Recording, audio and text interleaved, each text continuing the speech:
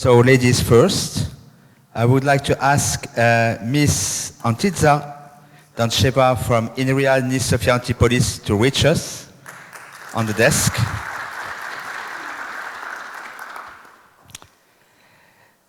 Professor Alberto del Bimbo.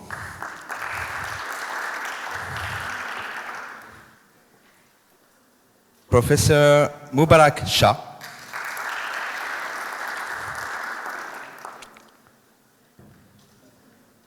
Professor Nico Sebe.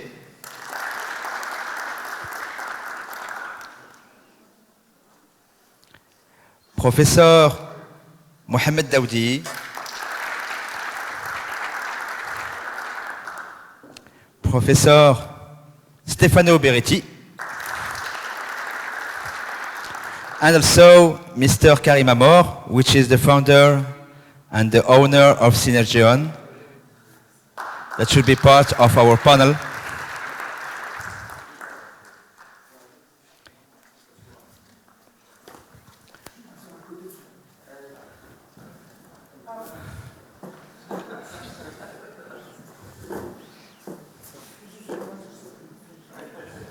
I'm very sorry, we don't make the right calculation of the number of places. So, we've been discussing about some specific key points. And so I would like all of you here present to tell me, based on your own point of view, what should the discussion be held about? Computer vision.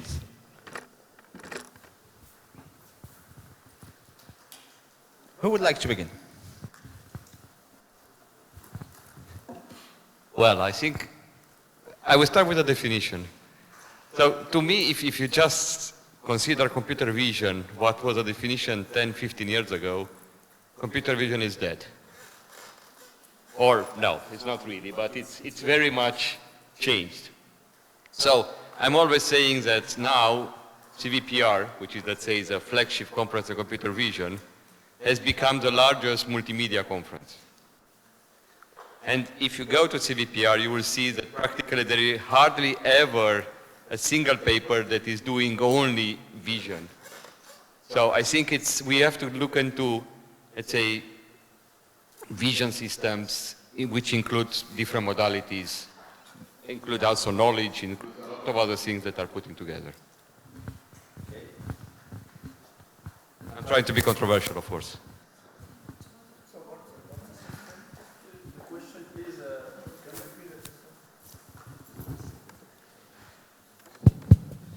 It's not a question. We will have to define both together the questions, okay? We have been talking about 6 topics today, and based on what you have been talking about multimodal AI in link with computer vision. So what should be the main issues today that we should address in this segment? So, so I think that the computer vision is not dead. It's still one of the most active area of research in whole AI. And that tells you the CVPR is the 4th best venue to publish in all sciences. You cannot hear? Can you hear? Okay. So if you go to Google, so number 1 is Nature, everybody knows. Number 2 is New England Journal of Medicine.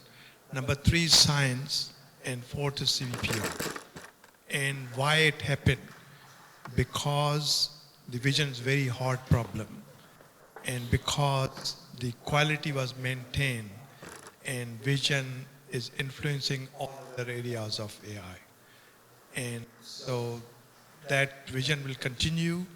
And in a way, I agree with Niku that multimedia community, I think, lost it. And I told them, 10 years ago, that they were accepting the papers which were rejected in CVPR, and they wanted to do vision, they wanted to do audio, they wanted to do text and everything. So they did not have any actual, fixed area where they have a unique, that people can come and do multimodal. And what happened, vision showed that you can solve with vision, you can solve the text, audio, and all other problems. So I think the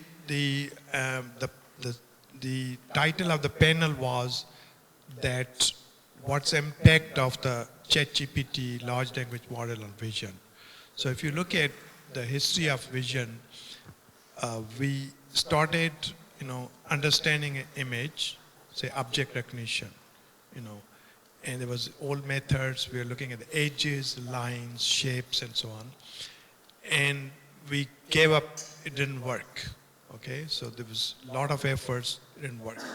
Then there was a time where people started talking about PCA, eigenfaces. Eigenfaces is one example where things were working. You can recognize people based on the eigenvectors. And after that, then came the big of words, that you can get these little features, cluster them, and then use SVM. SVM was a big breakthrough in computer vision. It actually showed you can do that. Then after that is a deep learning revolution, that in the past what we were going to do, we compute the features and we have a separate classifier. So deep learning did is that you can do both together. You can learn the features and you can classify. And the whole ImageNet revolution came and impacted. ImageNet was the main thing which drive the AI revolution, right? Before that, there was nothing. And it happened in Florence, the conference which Alberto organized, ECCV. That was the first paper about ImageNet that show that can beat everybody. Okay, so thank you, Alberto. So now after the ImageNet revolution, the ChatGPT revolution came in, where even before that, let me back up. So after that, the big breakthrough from my point of view was a clip, OpenAI, and that really changed a lot of things. And it was a very simple idea, and it leverages language into computer vision. Because the biggest problem in deep learning was, how do you get annotations? How do humans will annotate images, what categories, and so on. But they found out that, well, there are a lot of millions of images which has captions. So you leverage, and that was a point where the language and vision came together, and that really started the whole thing. So OpenAI has contributed lots of things, right? There's a company, the Clip, then ChatGPT and Sora and all those things, Dolly and so on. So now what we have is that in the old time, we used to have what we are calling now expert models. You want to solve vision problem, like classification, recognition, detection, segmentation, you have just visual information. Now with these foundation models, we are leveraging the language models to solve those problems. And in a way, it's good because humans are good in language. You can do conversation, you can ask questions, and the system answer. So I think, from my point of view, computer vision is alive, and computer vision is going to drive the whole revolution of AI. And we are in more challenging tasks we have to solve, and it's a very good time to be working in computer vision. Sorry for the long answer. I think in many ways you are saying exactly what I said. The conclusion is exactly the same. The computer vision has evolved a lot, that is now completely different in many ways. Yes, well, I would say as an entrepreneur, I have a vision that is quite down to earth into the market using or users for computer vision. And the computer vision approach that struck us and that I believe made the whole thing advance very fast is when we addressed to the autonomous driving, which is for me the most complicated computer vision task to do, because it has to bring together several different worlds that usually don't talk together. they are quite different. We started, if you remember, by LiDARs. It was the era of LiDARs. Everybody was talking about LiDARs. Then we had the cameras in front of the cars who were much cheaper and allowed much thinner approach than LiDARs. And today we have both of them cohabitating in the environment of mobility, next to autonomous mobility, level 4, level 4.5, maybe level 5 in soon to come. And I don't know if you are aware of this experience of the DRAPA about 2 weeks ago, nearly 10 days ago. They embarked a simulator in a robot fighter, which is a real fighter, and they brought a HOLOS cameras in the fighter, and they had their first AI dogfight in the world. And the AI won toward the human dogfighters. So there 2 fighter flights, one 100% ruled by AI and a simulator and computer vision, and the other one with a human. And we saw how not only the capacity of the fight plane to reacted milliseconds much more rapidly than the humans, but also we found out that in the interpretation of the images that were getting out of the simulator flight with the computer vision, there was a very, very strong and certain reactions. So I think we have to look at computer vision through the lenses of this very complex environment, which is the world, where cars are driving or planes are flying, and are we going to get a lot of lessons out of it, because it has to be aligned with LLMs and with other types of transformers.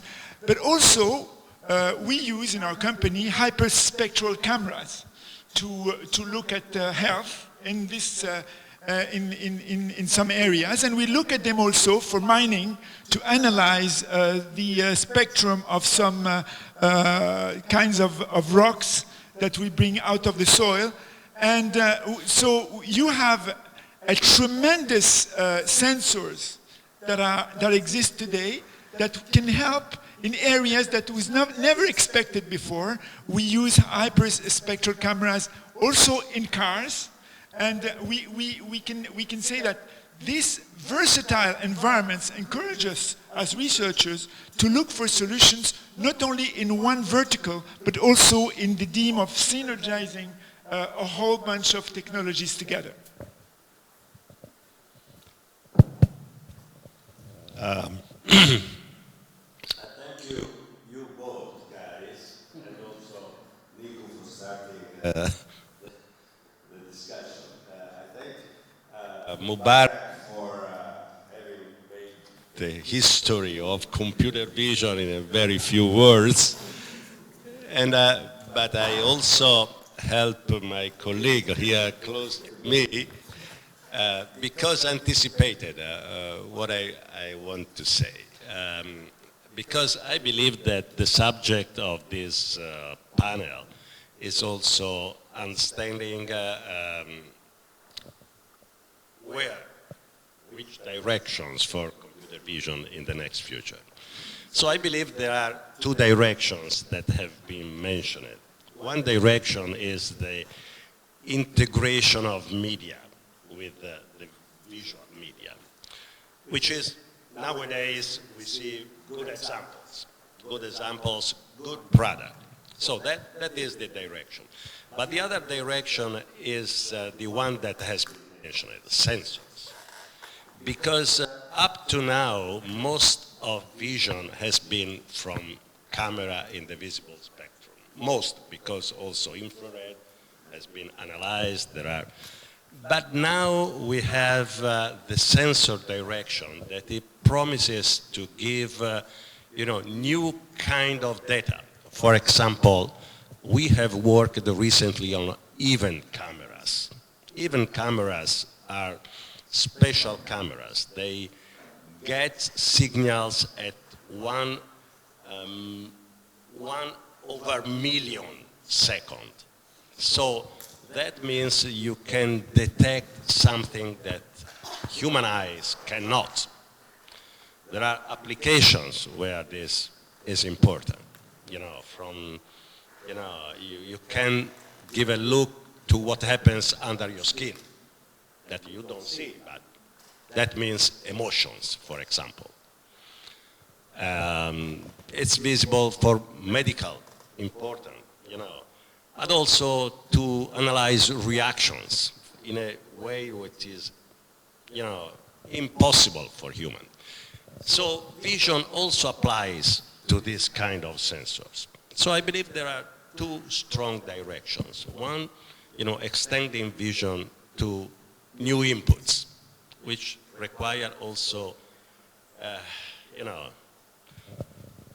lot of problems. For example, in the event camera case, how to manage this fast input, very fast input. And the other, integrate media, where media is not only audio or text or, it's something more, which is the input of this kind of sensor. So, in some sense, vision is alive, the old vision is dead. Can I ask a question? Sorry, I'm just, Alberto. No, I'm just curious if when you consider sensors, can we extrapolate also consider the human as a sensor? It's also an interesting way of, considering, because I think now we are also aware of, social media, but not only, that people do consume data, do consume, information and so on. It can also help our algorithm to do much better. So human as a sensor, I think it's a new concept as well.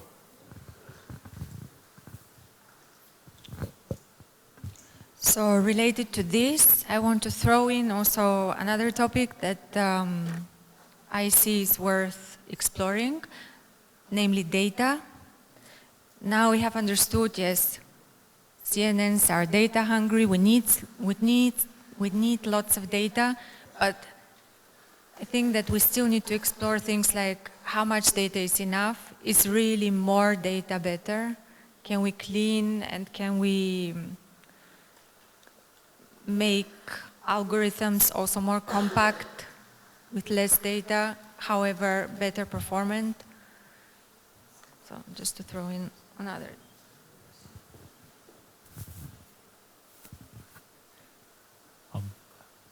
Okay, maybe, yeah. On this line, maybe I can add for both taking inspiration from these 2 points, the data and the sensor. Maybe we can think to sensor like the headset from Apple, for example, that can provide like a source of egocentric video data with several different modalities. And so we could have probably in the future data while people is doing many different things at home by walking. And so maybe those sensors can add data that we can use and represent something that we can use in the future. Ask also, you can also ask the participant to some question.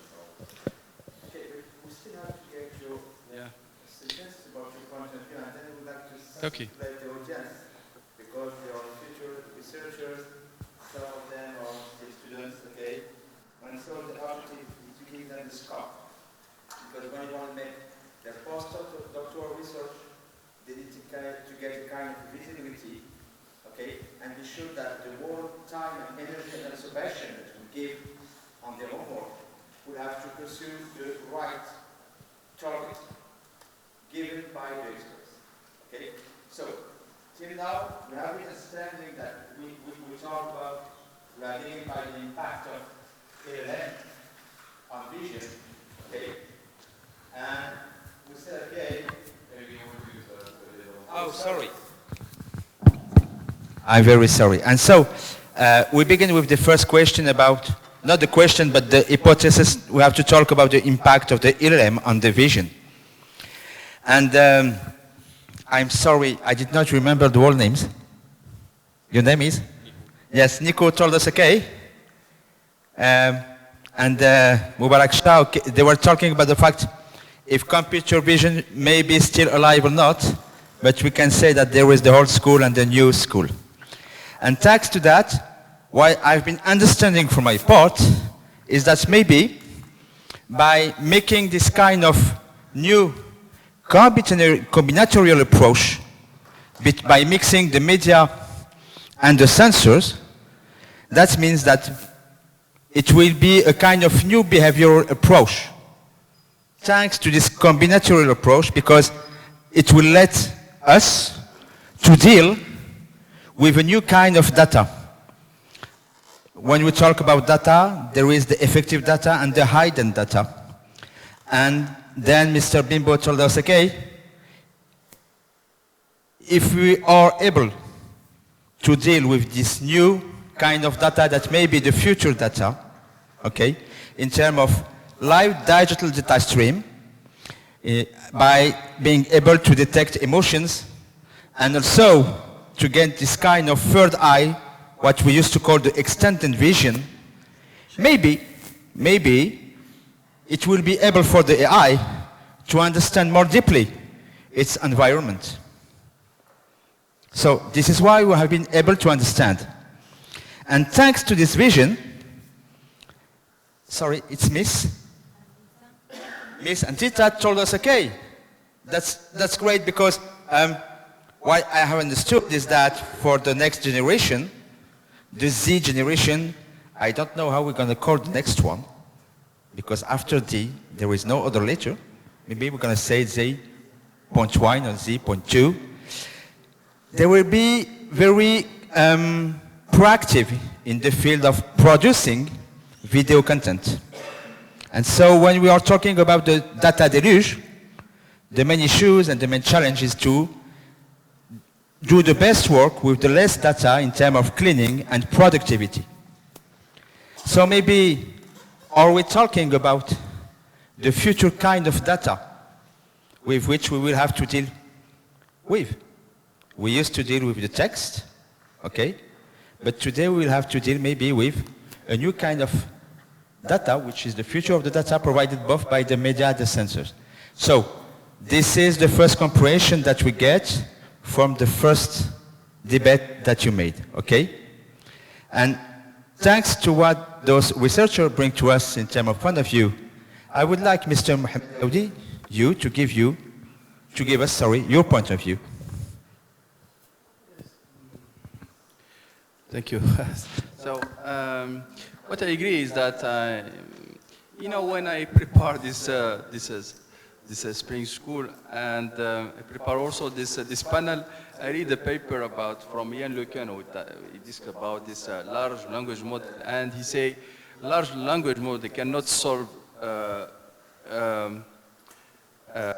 all real world. We need a computer vision. We need to understand the vision. We need to understand our environment. And we in this case, we have to combine our vision, computer vision, and large language model. Because in the story of human, the language, come just later, after a vision. So the vision, it is the first thing that we develop in our human evolution. And after this, language, but the intelligence, it is the combination of this, the vision and the language. And I agree with Mubarak Shah. I think this is a time for younger students, to work on computer vision, because this is really a very hot topic. So this combination between language and computer vision to understand our environment.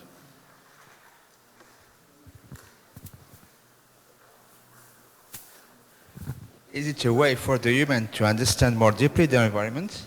Or is it a way for AI to understand more deeply their environment? I want to comment, Mohammed. Let's suppose that we are 6, 7. We are 7. here in between me and Aziza there is a machine, an intelligent machine, let's suppose. And let's suppose that this intelligent machine has to answer to some question from you. So what this machine should have in terms of intelligence, in quotes, and which kind of inputs are needed for its intelligence in order to provide intelligent replies. For sure, computer vision, because it has to give a look, detect, understand the kind of audience you have. That's important. Facial expression, you are very tired, so not going too long, and so on. Of course, should understand language, so that's okay. But, for example, when I gave the talk, my talk, I realized that the acoustic of this room is not good. It's not good. Probably the architect made some mistake. So the person who is here does not understand very well. You know, it's, so probably it's not only language and vision. And surely it's not only language and vision. That's why we talked about sensors to make intelligence. Because, you know, there are other inputs that make intelligence. Yeah, that's an example. Just to acknowledge what Professor just said, we have 5 senses as humans, and the hearing is a sense. So he's just mentioning the hearing, and the hearing is part of the data that we have to provide to the large language model. We have sensors that work on echoes, and so the echo is very, very profound as far as it can be interpreted. I like your mentioning, Antita, about the frugality that we as researchers have to look for within the future, because at the end of the day, when you see NVIDIA and all those guys, Intel and so on, launching their new chips nearly every 2 weeks. There's a new chip, by the way, who's just been launched by NVIDIA about 2 weeks ago, which called, I think it's ND200, who overpassed the H200 in computer capabilities. But when we handle computer vision with all the 5 senses that we are just, because smell is also a sense, that also Google could tackle about 6 or 7 months ago. I don't know if you're aware of it. So all those 5 senses contribute to the knowledge of the world as a human.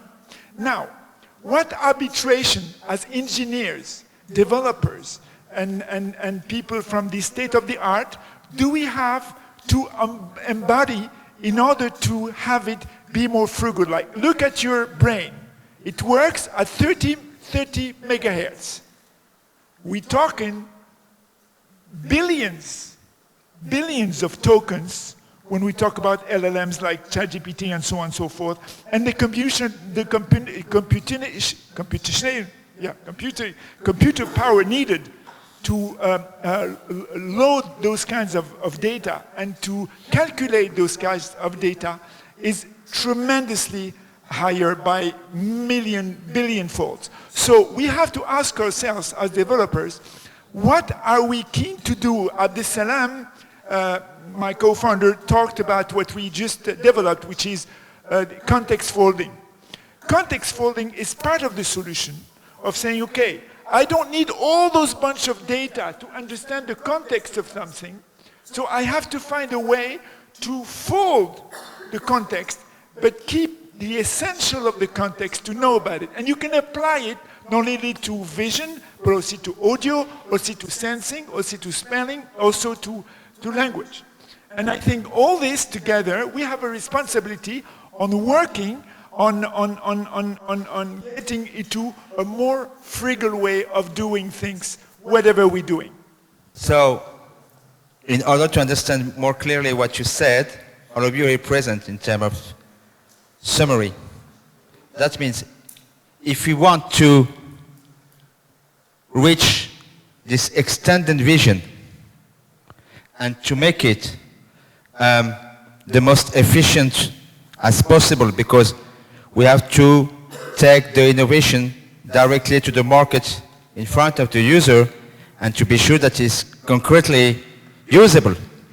That means, so one of the two challenges, the first one, we have to deal with a new way to get this extended vision, and we have understood that we have to select the right input to give the right help, and so it may be based on emotions and the 5 human senses, but to make it happen most easily in the real world, we should have also to take into consideration frugality. Is that mean that that should be the two main issues today if we want computer vision mixing with the LLM being more realistic and more usable for all of us? Yeah, so I think as Mohammed, is this working? No? So as Mohammed said, it's a time now that we ask the audience to ask questions and express their opinion, because we only have about 25 minutes left. So let's, get some comments and any concern. For example, as you mentioned about the self-driving cars, from my point of view, self-driving cars are ready and they work very well. The only thing is society has to be ready, because, there are a lot of accidents, people kill, when they drive. So there are actually fewer accidents when the machine are driving. So it's not, technology is ready. So how do you make society ready for this revolution which is going so fast? That's one point. Second point is the whole issue of the explainability, that these kind of system works very well, but it's very difficult to explain why they are working and so on. Third point is Niku's presentation, the last part of his presentation was about the bias, that how do you deal with this bias? And of course humans are biased also, but can we actually improve our human bias? Machine can actually do better than humans. So I think those are the kinds of open issues, and the young generation, like you will be the leaders, and you will kind of decide and take the rest of the society to new direction. So I think we want to hear from you. What are your thoughts, and if you have any questions from us?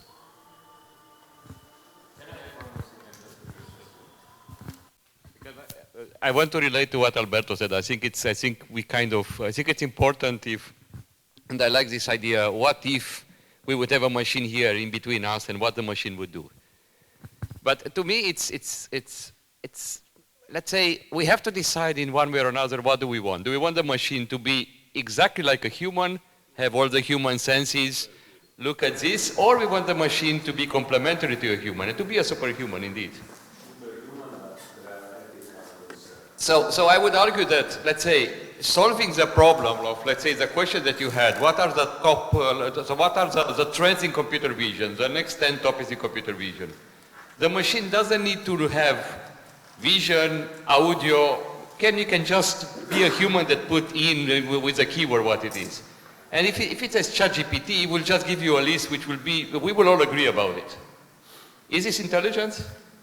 I think this is the main question. Right? Because for sure, in ChatGPT, if you ask what is the next 10 trends in computer vision, you will find immediately a solution.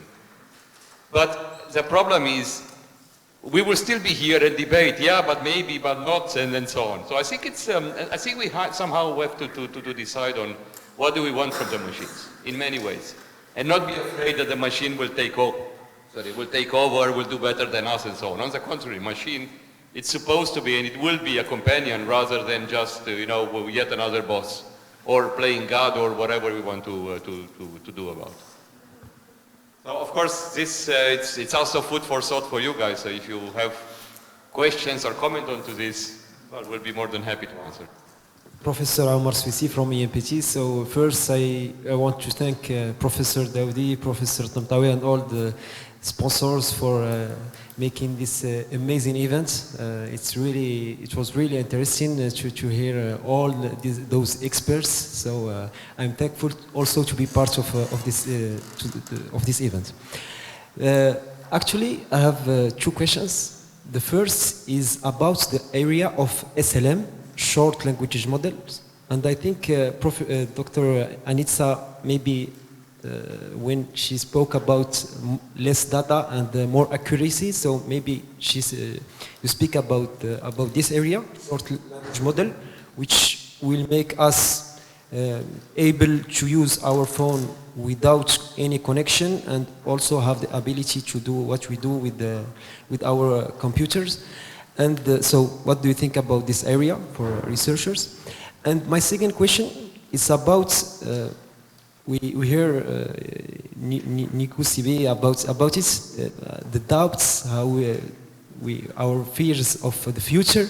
So also we hear Geoffrey Hinton, which is a big name in AI. So I want also to hear all of you about this question.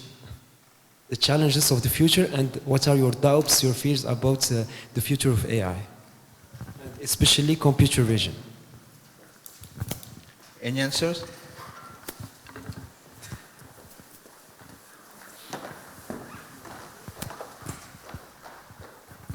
I will throw the work very fast and invite you all to go on renaissancenow.org. I just releasing a book about this particular topic in about 3 weeks. It's called Renaissance Now, the AI quantum wake-up call for a future you would never have expected. And we talk about, in this book, it's a novel book, it's a discovery of a woman who discovers technology on the way, and her first experience is in the self-driving car, in an autonomous car in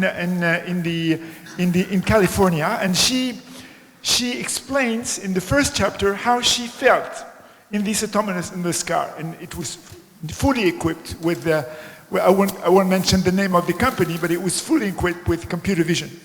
And the first thought she had when she was in the car is a thought about technological companies, which we're part of, or technological people, trying to shrink her memory or her cerebral capacity, because she didn't have to drive anymore. So as she used to drive, and now she's in front of a wheel who is playing around, at least in a not completely an autonomous way, she was asking herself, but how can I exercise my movements, my reactions, my memory capacity while I'm driving? And we all know that when we're driving, we're exercising thousands of our memory synapses on the run. And we don't react to it because it's parasympathetic system that works, but we exercise it. And along the book, I have a chapter on ethics. And the whole chapter is about 12 points about ethics. And on the next chapter, I give some technical solutions on how we could bring ethics with the real world. So I invite you to go on renaissancenow.org and order the book. You'll have probably an offer that will be made to you available, and you look at it. But I think ethics, as Umberto just said, is the pillar world that we have to look at when we are developing or researching whatever we're researching. Because at the end of the day, I gave a conference at Morocco AI about 2 months ago, and I had 500 AI developers in the room, and they were all surprised by the level of effort that they have to do to cope with ethics. Because at the end of the day, you're so happy of finding out something new, but you don't know the effects of reversal learning or adversarial learning, of whatever learning you want to put up to the AI, because you don't sometimes know what the effects are going to be. So we have to think, and we have a responsibility on the tools we use and the manner we cope with our algorithms in order to know what would be the effect that we have under our control and the ones that we don't have under our control. And so for the URL that Mr. Amor was talking about, is this one. Okay? And so for the presenter test, you want to get released, just click on it. Can you speak more loudly? Yes, okay, I will try. Thank you. My name is Selma Karim. I'm head of Human Capital and Innovation at the Digital Development Agency of Morocco. First of all, thank you for your valuable input. I did attend today, and I really regret not attending from yesterday. So coming from the comments of the colleagues, it's been brilliant, and I congratulate you on that. And thank you, INPT team, for this great effort and this great event that we would like to emphasize in the future and see more spring schools, summer schools, winter schools about AI and all the technologies. I'd probably ask two questions. The first one is related to what Professor Shah just mentioned at the end. It's about ethical AI, responsible AI. And as researchers, at what extent you're struggling with implementing ethical and responsible AI in your everyday work of research? And the second one is related to how to position the Kingdom of Morocco related to AI research and how to use the research community in AI to be an actor, an effective actor in AI for development. As you know, Morocco, as per the other countries in Africa, is a developing country. And AI could be a great catalyzer for development as per the innovative responses to some social issues that we have in the continent. So how the research community could be a catalyzer for an AI ecosystem that will be solving development problems here in Morocco. So those are two questions that I would like you to address, and thank you very much.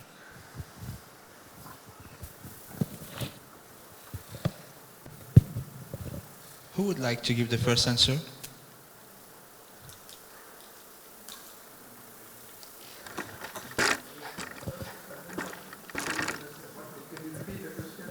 Can you repeat the question, please? Yes, it's related to ethical AI. You talked about bias in AI. So how ethical use of AI or responsible AI, at what extent do you use it in your everyday research work?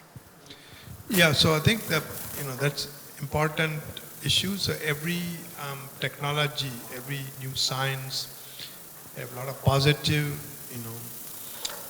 positives, and there are always some negatives. So the society has to be aware what is happening. They have to be educated. They have to be ready.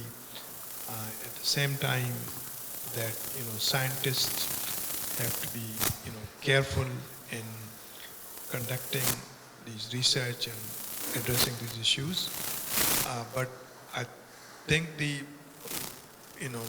one does not need to worry too much about that AI will take over, like it will be a super human capabilities, because you have to look at how AI is helping, making life easier. ChatGPT, it's very recent, right? It's impacting so many people, and it's really a good tool.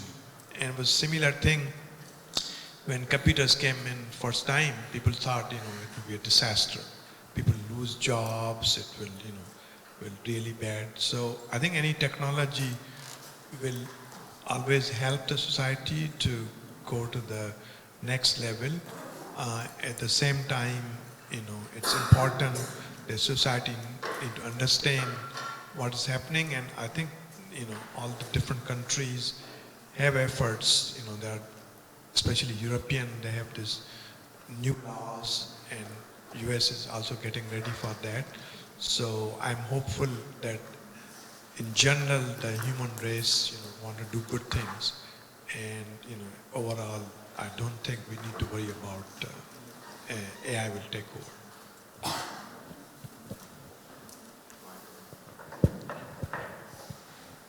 Well, I agree with Mubarak. I don't think we need to be so worried about this ethical AI. I know it's a buzzword, but in the end, AI will have to follow the rules like the human ethical rules. Right? I mean, if somebody said something here, I can say something. You will judge me if what I'm saying is ethical or not, and that will be the same with AI. Just to partially also answer your question, I think and this ethics also relates to the trust part. Right, so we were discussing that Alberto doesn't trust me for bringing too fast and so on. I wonder if you can start trusting a machine in doing this. So I think this is again a part of the good. So let's say I'm asking a machine for some direction or how I'm going to drive and so on, and I need to trust that machine that is doing what I would do myself should I be able to do it. I think this is quite important. So I think we need to kind of first of all, make sure that our algorithms are respecting our human values, rules. There will have to be some sort of a panel that will or panel or society or whatever that will judge if that thing is correct or is not. And these things will start evolving. I mean, we are all now probably more ethical now than we used to be 20 years ago. And I think it's a moving target. We don't have to be worried about this. Just to add a few words. I'm in agreement with Mubarak when he says every technology has plus and cons. And also commenting that person that says with the experience in a self-driving car, says shrinking my abilities, technology. Well, if we, for example, also in mechanics, our muscles are not the same as the people 2 centuries ago. So in that case, they were stronger physically. Now probably this technology could shrink our mental ability. Could, but probably we had other abilities. We developed others, how to manage machines, for example, or interact with machines, which is something that we are not able to do now as much. So, so I think I agree. We should not care or be scared about that. But as a researcher, I believe we should also consider criticism as a way of doing research. Because I see many colleagues that are technologically excited. That means, they are excited because they find something new. But that's good, because it's our work. We must be excited, otherwise we are depressed. It's very bad. But we should still have a bit of criticism. Understand pros and cons, possible cons. Why? Not because when we do research, of course, we think to the good, not to the bad. But if someone asks us about that, we should be ready to tell the pros and the cons. If we are not exercised to be critical, we only talk about the good.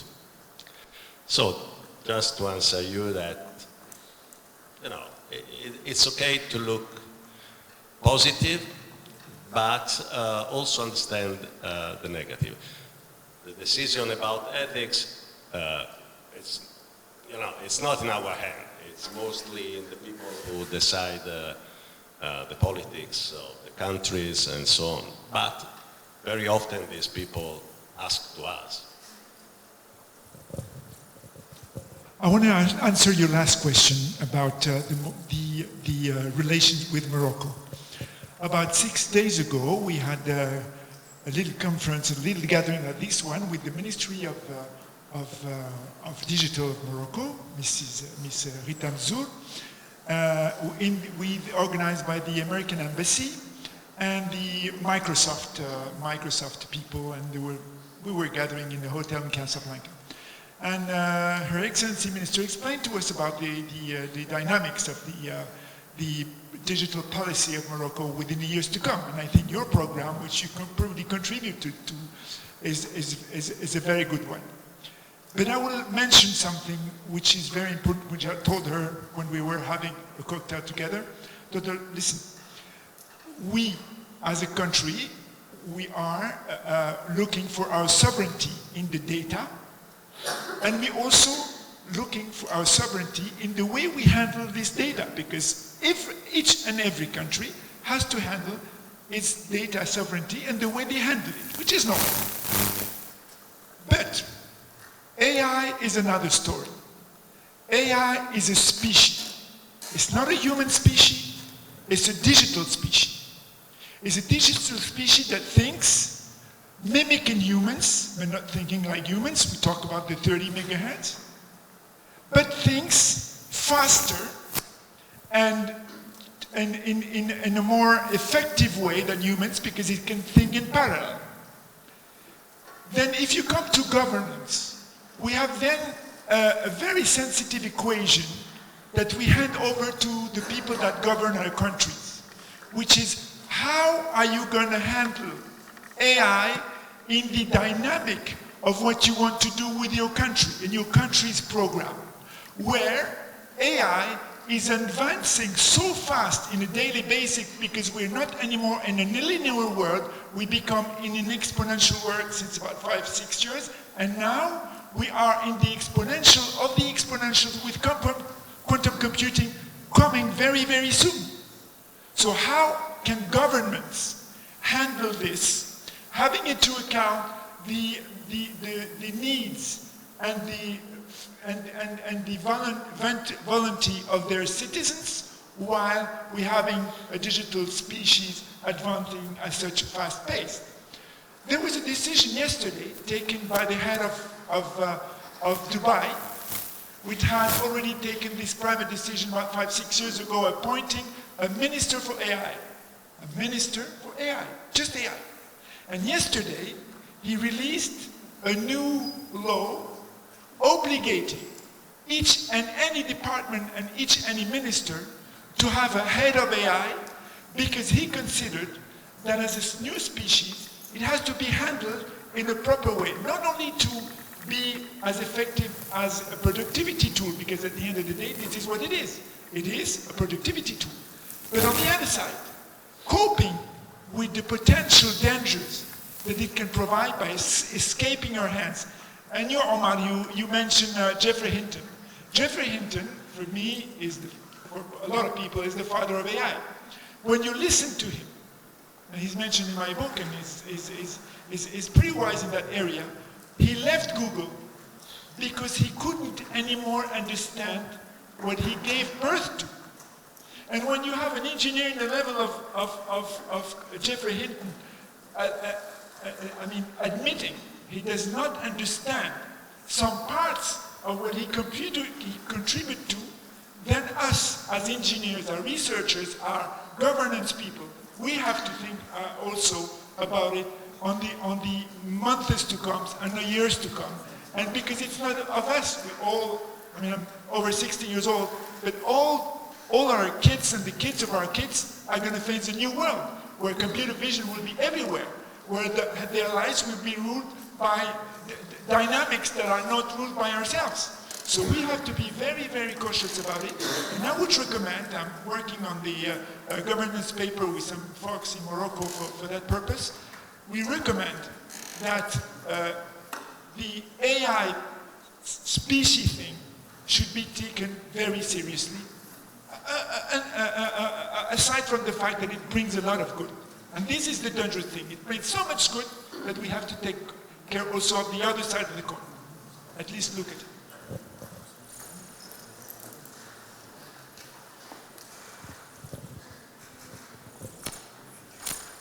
Any other comments? Yeah. A little bit crazy, I think. What do you think, guys, about the next step after AI? It's like, yes. Always, I find myself like wondering about what is the next big step after this. It's like the great thing. It's like the AI. Any insights? I think there is a bias nowadays, right? Everybody talks about AI, but kind of we tend to forget about human intelligence. I think we are quite intelligent, and we are getting more and more intelligent in many ways. Also because we have to handle the new AI and so on. So to me, I think what is after that is just a symbiosis between machines and humans. I think we are and will still be, in many cases, more intelligent than the machines. And I'm not worried that machine will replace us in our thing. So to me, I think we just have to be humans and to keep on doing what we are doing best. And that's all. I mean, and AI will help us become better. About having a machine deciding what the human would do, I mean, you just need to read some of the classical science fiction novels, or look at Isaac Asimov. I mean, there is a Daniel who is practically governing the world and is taking the control from the humans because the humans are crazy and are going to destroy themselves. So if you just read this type of books, it's exactly like that. It has been written in the 60s.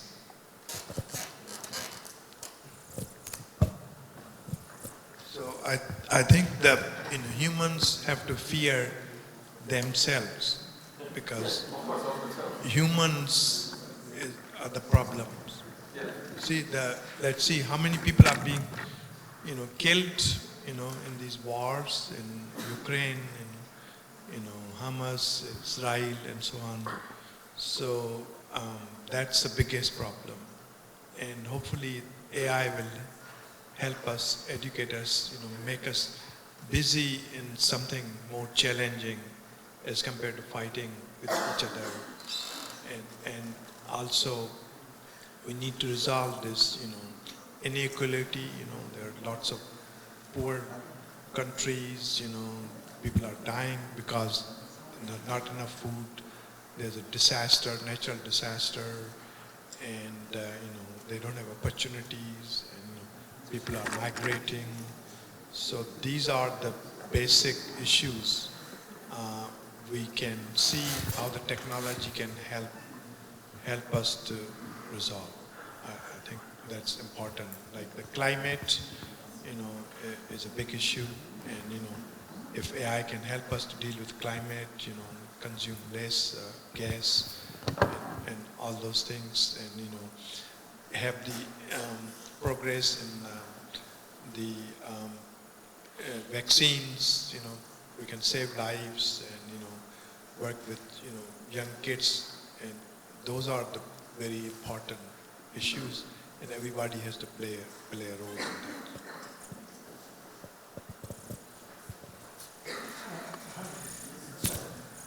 Sorry, I'm taking the word sometimes because we're so passionate about the topics. I want to answer your question straight. What is the future of AI? And then you will have probably as many answers as you have fantastic people in this gathering today, including you students, and I honor your presence. In my opinion, and I read in my book, we'll come to AGI much before 2029. It's a bold statement, I know. But then you'll come to the question, what is AGI exactly? What is it exactly? I give a definition of AI in the book saying AGI will be the age where AI is capable of doing what humans are doing for 90%, 95% of their task, daily task, from the moment they wake up to the moment they re-wake up the next day, faster, cheaper, wiser. That's it. The 5%, I leave it to the philosophical people saying, okay, is it sentient, does it think, does it feel? I don't care. What I'm looking at is what AI is capable to do and what humans are capable to do, because they are different species. And I think the AGI would not come from a fancy, let's say, 100 billion parameters be handled by OpenAI. I believe it will come by agents. This is my belief. I told you there are several opinions here. It will come through agents. You will have agents for everything, and the capacity of those agents of talking to each other will bring a kind of new era of intelligence that will be close to what we call AGI. And then there is another step. In 2-3 years' term, probably in 2025, and Microsoft handled we assisted to a demonstration of Microsoft about 4 months ago.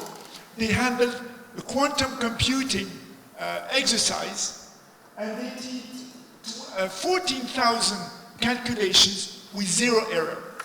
And these calculations depend on several things. They were working on 100 qubits. It's quite complicated. Someday we'll talk about it. But they were handling 100 qubit computers. Qubits are the unit of computation on quantum. And we were looking at what they were doing, and they did no mistake.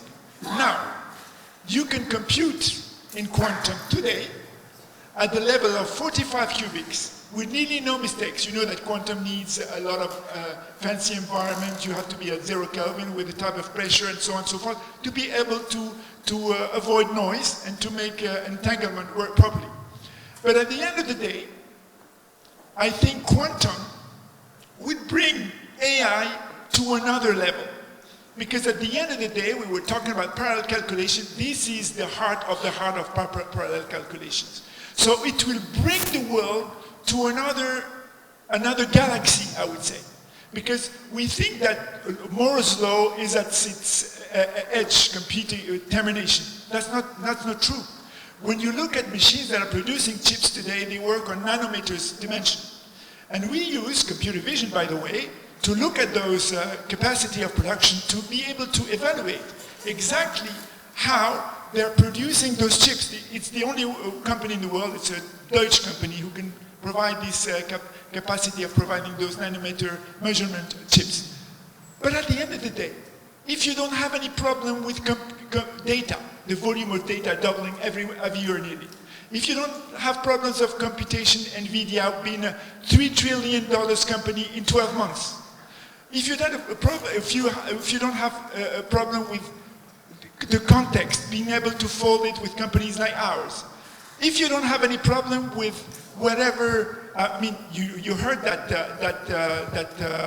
the boss of OpenAI asked for $7,000 billion to build an AGI. This is crazy. Why he asked that? Because he wants to compute as much data as he wants. But I believe that it can come very subtly through agents that can talk together, and I go up with it. It's not about technical capability, it's about human stupidity, getting into things we cannot control anymore.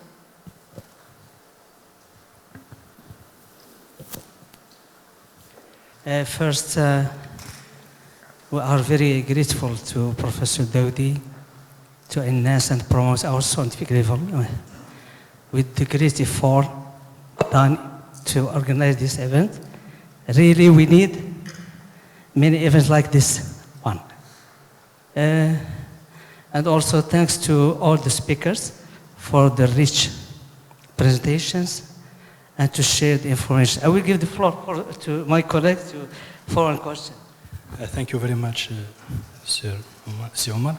I would like first to thank you warmly for your efforts and for the valuable content that you have shared with us. My question concerns the large vision models. I think that large LVM that have been developed and integrated already. My question concerns if there are some strategies and approach that combines and align the LLM and LVM in the context of multimodality generative AI.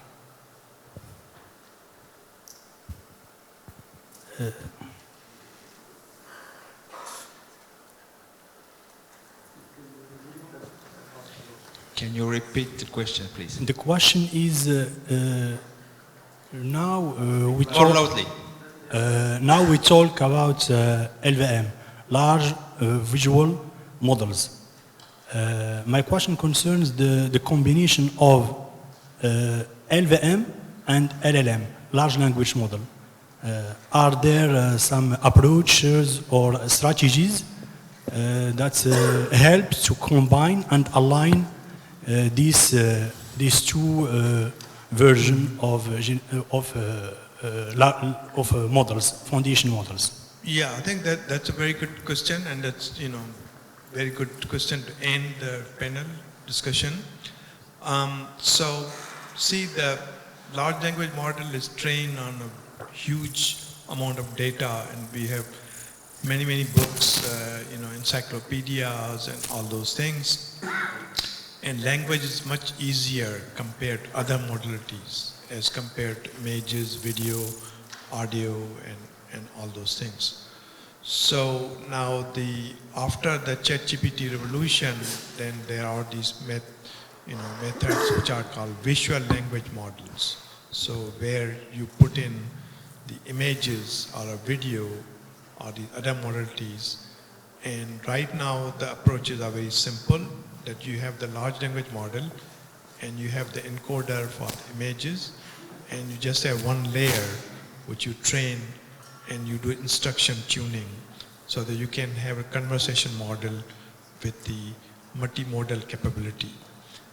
So I think that is the area which is the very hot area. There's lots of interesting problems. And from my point of view, that will actually help to address the hallucination problem in large language model. Because when you use multiple modalities, then whatever the conversation will be, these different modalities have to agree. Otherwise, it's just language, then it'll make up a lot of things. So the important issue right now is when you want to train these visual language models, you have to do the instruction tuning, which means you have to come up with a question answer. And so how do you come up with this question answer, right? So at the end, what is happening, that you take and say image and do the captioning, come up with the captions, and you give the captions to ChatGPT, and that will generate a question answer. And use those question answer pair to actually train, fine-tune your LLM and fine-tune this layer. So that is, what Lava and video ChatGPT and all those things are happening. But this is just a beginning. And there'll be lots of interesting things, like what's the best way to come up with the visual encoder, and what is the best way to align the vision with the language, and speech with the language, and the music and audio and so on. So that's one. The other thing is that in these models, the output at the end is always text, because ChatGPT input is text, output is text. Now, visual language model input can be text or video or images, but output again is a text. So the next level is that the output can be images, output can be video, and it's a very exciting area to work in. There are lots of interesting problems to resolve. And these future students, I will strongly, recommend that they'll get into these kind of areas, and they'll be really, will help to progress science, and again, the vision will be very important in all this AI. Thank you very much. The last question, or the point? Maybe the last question. Yes. last question concerns the point of reinforcement learning or deep reinforcement Please, learning. can you, we don't hear you. The last point concerns the deep reinforcement learning or reinforcement learning. That is deep reinforcement learning and reinforcement learning that is already integrated in generative AI and large language models. I don't know if you have some experience on this. didn't understand what is question learning. The question if we can integrate deep reinforcement. Deep reinforcement learning is already integrated in the large language model like ChatGPT. Yes, I think there are some paper on this. So that's another big area. So reinforcement learning, as you know, is the main thing in the robotics, right? It's a very hard thing to understand, and only DeepMind knows well, and they have been successful. And by the way, Hinton doesn't like reinforcement learning, so he has said that. So now there's a better way to do. It's called DPO. There's a very nice paper from Chelsea Finn from Stanford, and that is taken over the reinforcement learning, and that is very good idea because you're given different possibilities, and you can actually train your large language model or visual language model to improve on the hallucination and all those things. So I think that's a good area to work in the future PhD students. Thank you very much. Thank you very much for your question. Thank you.